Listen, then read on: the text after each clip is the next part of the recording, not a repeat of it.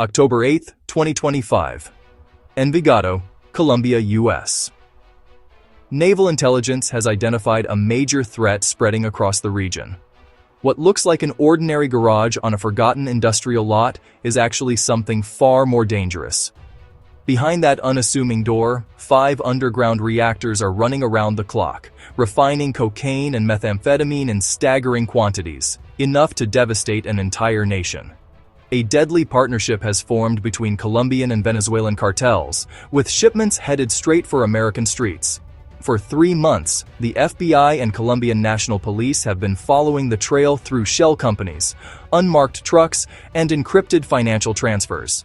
Every lead has brought them to this moment. Today, a major operation launches to shut down this network for good. Can U.S. forces dismantle this criminal empire before it's too late? Or will Tren de Aragua cut a deal and flood the market with cash? Here's what really happened. At 2:05 a.m. on October 8, 2025, the industrial outskirts of Envigado, Colombia were dead quiet, suspiciously quiet. A single light flickered above a dingy auto garage, its steel door rattling in the warm breeze. To anyone passing by, it looked like just another truck repair shop. But the FBI and Colombia's Policía Nacional had been watching something much darker unfold inside. For months, intercepted communications had revealed the impossible. This garage was secretly producing some of the purest narcotics ever recorded. 99.3% methamphetamine purity. Hidden behind tool benches and oil drums sat a multi-million-dollar drug operation. Beneath the concrete floor were 5 stainless steel reactors, each taller than a grown man, each capable of refining 2,000 pounds of crystal meth every single week. Combined, that's nearly 10,000 pounds per month, enough to flood entire American cities for a year. At street value, the annual output reached a staggering $1.6 billion. The operation was run by Clan del Golfo, Colombia's most violent cartel, whose empire stretches from Medellin to the Venezuelan coast. Investigators discovered barrels of methylamine, ventilation ducts disguised as car exhaust pipes, and a hidden tunnel leading to a nearby riverbank, an escape route for shipments bound for Venezuela. Even the electricity meters had been hacked to conceal the massive energy drain from running a chemical reactor farm. Every detail screamed industrial precision. This wasn't chaos. This was a war machine disguised as a workshop, built to manufacture addiction by the ton. And as the clock struck 2:15 a.m., the agents watching from the ridge knew that, if they didn't move soon, another 2.3 tons of pure poison would disappear toward the Caribbean by dawn. The discovery in Envigado was just the beginning. Over the next 48 hours, October 8th through 10th, 2025, a flurry of analysis, phone taps, and satellite imagery revealed the full scope of the operation. FBI analysts worked alongside Policía Nacional cyber teams, tracing payment trails, GPS signals, and encrypted messages. Every piece of evidence pointed to the same conclusion. This wasn't local crime. This was an export machine. Forensic accountants followed wire transfers into shell companies in Panama and Curacao. Phone records revealed rendezvous coordinates. GPS data placed a convoy leaving Envigado at 2:30 a.m. on October 9th, heading east. Security footage from small ports showed the same white box trucks arriving at an isolated dock on the Gulf of Paria 2 nights later. Intelligence analysts estimated the shipping schedule: 1 maritime shipment every 3 weeks, each carrying approximately 4,000 pounds of finished product sealed in industrial crates. The implications were devastating. A single shipment, if it reached distribution networks intact, would translate to tens of millions of individual doses on U.S. streets. Intelligence conservatively valued each cargo load at up to $200 million in retail value. Worst-case projections pushed annual throughput above 20,000 pounds, a multi-billion-dollar pipeline running month after month. Even more alarming, the route was organized with military precision. Nighttime transits, decoy manifests, and a chain of handlers waiting on Venezuelan shores with links to Tren de Aragua. U.S. Navy maritime surveillance confirmed 2 vessels on parallel courses off the Venezuelan coast, loitering during predictable windows, when smaller boats could approach undetected. By early October 10th, there was no doubt. What started as a garage in Envigado was actually a single node in a continental supply chain, a factory on land, and a highway across the sea. The question shifted from discovery to disruption, how to cut the line before the next 4,000-pound shipment vanished into the night. Go, go, go.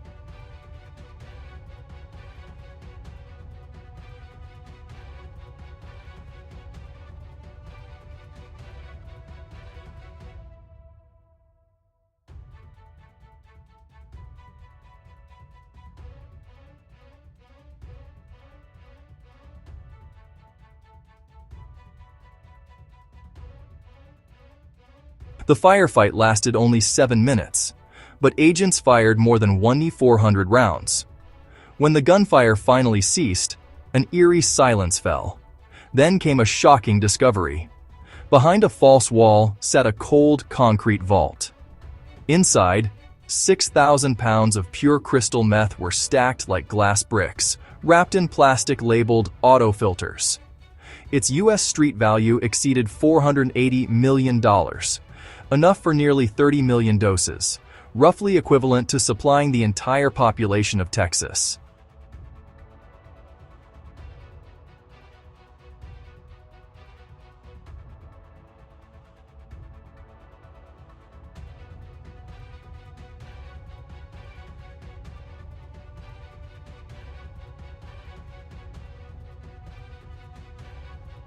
Site secured, heart of the machine destroyed.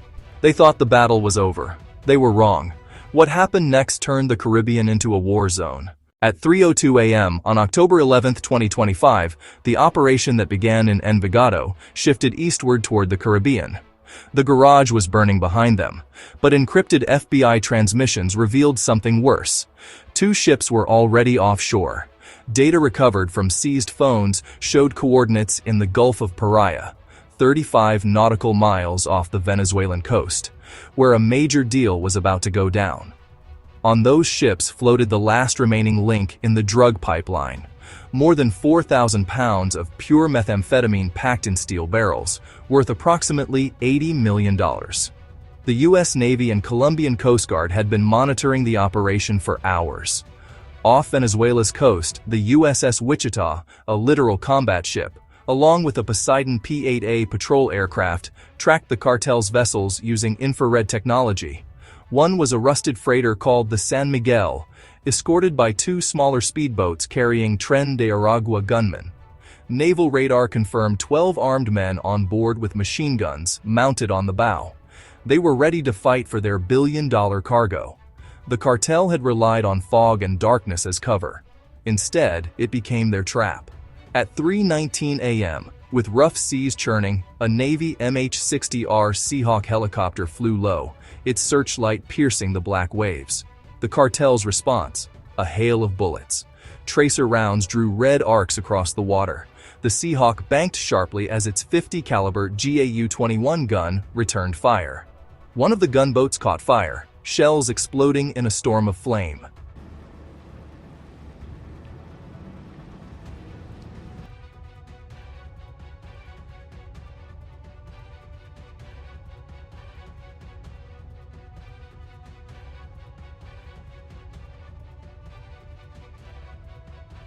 By 3:47 a.m., it was over.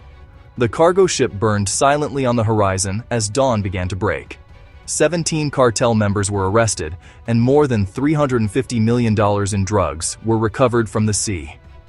What started as a covert raid in Colombia had turned into a full-scale naval confrontation, proving one thing: even in the middle of the ocean, there's nowhere to hide.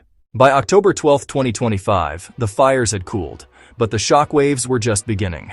The Envigado factory lay in ruins, the San Miguel freighter smoldered beneath the Caribbean dawn, and the operation's survivors sat in handcuffs aboard the USS Wichita.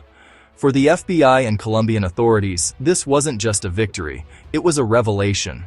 Inside waterproof drives seized from the ship's control room were over 2.4 terabytes of encrypted data. When decrypted at the Bureau's Miami field office, the files exposed a global network. 51 offshore accounts, 7 shell corporations, and transfers exceeding $93 million routed through banks in Panama, Curacao, and Hong Kong. The intelligence linked Clan del Golfo and Tren de Aragua not merely as partners, but as co-founders of a new transnational syndicate designed to supply 20,000 pounds of narcotics per quarter, enough to flood the U.S. with over 100 million doses every 3 months. The numbers were almost impossible to believe. 1 terabyte of seized data equaled the production records of an entire industrial sector. Investigators confirmed that the captured factory was only one of 4 identical facilities across Colombia and Venezuela, each capable of producing $400 million worth of drugs monthly. Had they not been stopped, this alliance could have generated nearly $5 billion annually, rivaling the GDP of small nations. But amid the figures and forensic charts, the human stories hit hardest. The 5 rescued workers, victims of forced labor, told agents they'd been trafficked across borders and paid less than $15 per week to handle lethal chemicals without protection. One man's hands had been burned down to the bone from handling meth precursors. Their testimonies turned evidence into outrage. By October 15th, joint U.S.-Colombian forces launched follow-up raids, freezing more than 70 bank accounts and seizing 9 vessels linked to the smuggling corridor. The president of Colombia called the operation a turning point against chemical warfare disguised as commerce. For the United States, the message was clear. The war on drugs had entered a new phase. Cartels were no longer street gangs. They were industrial syndicates with fleets, budgets, and laboratories. And as the waves rolled quietly across the Caribbean, the wreckage of the San Miguel stood as a warning. The ocean remembers. And this time, America had answered back. As dawn rose over the Caribbean, smoke still curled from the charred wreckage of the San Miguel. The sea, calm once again, carried faint traces of oil and ash, remnants of a battle that ended one empire and exposed another. For the FBI, Policía Nacional, and U.S. Navy, Operation Silent Harbor would be remembered not just for the tons of narcotics destroyed, but for the truth it revealed. The drug war had evolved into an industrial, multinational conflict waged across borders, screens, and oceans. In less than a week, the task force had dismantled a billion-dollar syndicate, seized over 10,000 pounds of high-purity meth, rescued 5 captives, and uncovered a financial network spanning 3 continents. Yet behind those statistics lay something deeper, a warning. The enemy no longer wears gang tattoos or hides in jungles. They operate in boardrooms disguised as logistics companies, with accountants instead of gunmen. Their laboratories are cleaner than hospitals. Their profits exceed oil exports. America's fight against this new cartel order won't be measured in arrests or seizures alone, but in vigilance, in the courage to act before the next shipment leaves port, before the next garage becomes a factory. Clan del Golfo and Tren de Aragua believed the ocean would protect them. Instead, it became their grave. For the sailors, agents, and officers who risked everything, victory wasn't triumph. It was duty fulfilled. The kind of duty that costs sleep, that leaves scars, but saves lives thousands of miles away. And as the sun climbed higher over the Caribbean horizon, one truth lingered in the silence. The ocean remembers who it swallows and who it spares.